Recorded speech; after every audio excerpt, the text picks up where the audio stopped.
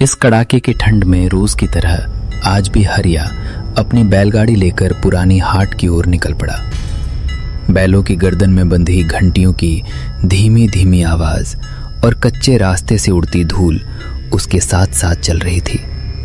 बैलों को देखकर साफ लग रहा था कि वे आज काफी भूखे हैं और हरिया के पीछे एक छोटा लड़का भी बैठा है जो ठंड के कारण पूरी तरह सिकुड़ गया था।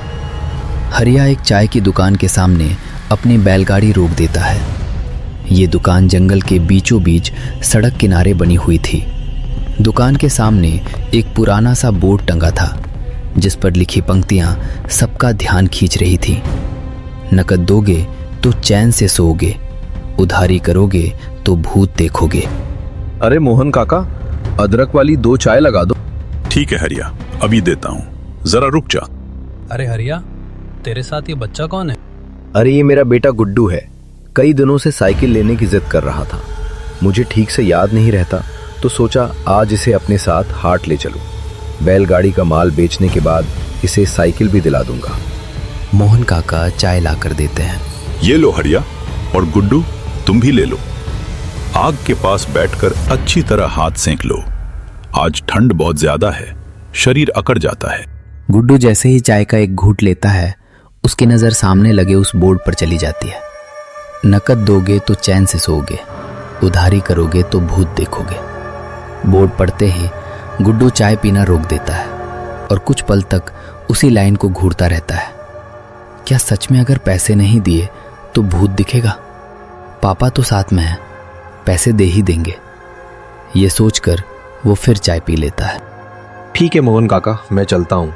अभी पैसे नहीं है, हाट से लौटते समय दे दूँ। कोई बात नहीं हरिया, लौटते वक्त दे देना। ये सुनते ही गुड्डू के दिल की धड़कन तेज हो जाती है। मैंने उधारी चाय पी ली, आज तो पक्का भूत दिखेगा। चल बेटा। पापा आ रहा हूँ।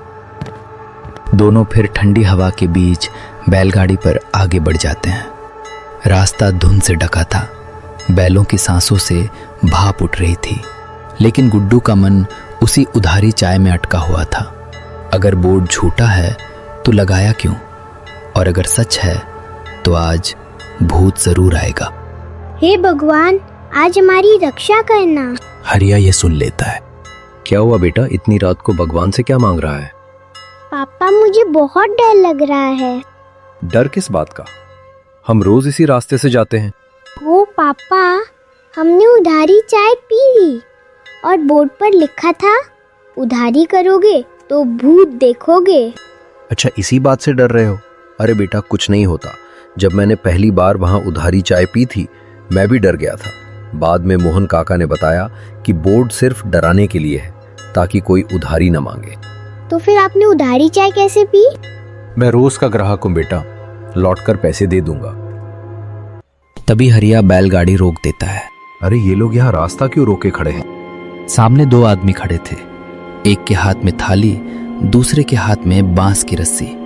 पास में एक बोर्ड लगा था, जो चंदा देगा उसे भगवान के दर्शन होंगे, जो नहीं देगा उसे भूत के दर्शन होंगे।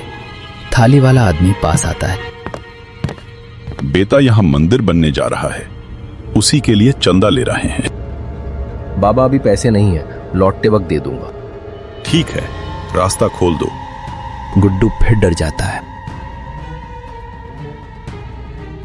पापा, यहाँ भी वही लिखा था, भूत वाला।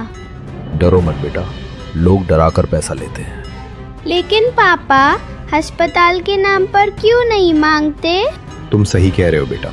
जब देश में लोग शिक्षा और इलाज से पहले धर्म को रख देते हैं तो ऐसे ही हाल होते हैं। चलो अब सो जाओ, हाट पहुंचने में 1 घंटा लगेगा। ठीक है पापा।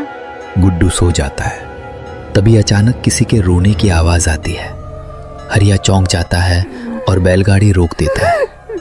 अंधेरे में एक पेड़ के पीछे किसी लड़की की परछाई दिखती है। मैं जरा देख कर आता हूँ। वो धीरे धीरे आगे बढ़ता है। अचानक उसकी आंखें फैल जाती हैं, परछाई बड़ी होती जाती है और पल भर में हरिया गायब हो जाता है। गुड्डू की नींद टूटती है। पापा, पापा। तभी एक लड़की पीछे से आती है।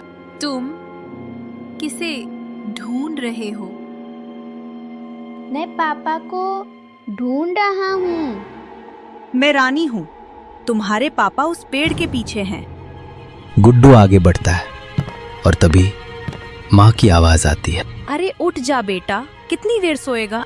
पापा, अरे सपना देख रहा था, चल नीचे उतर, हम हाट पहुंच गए।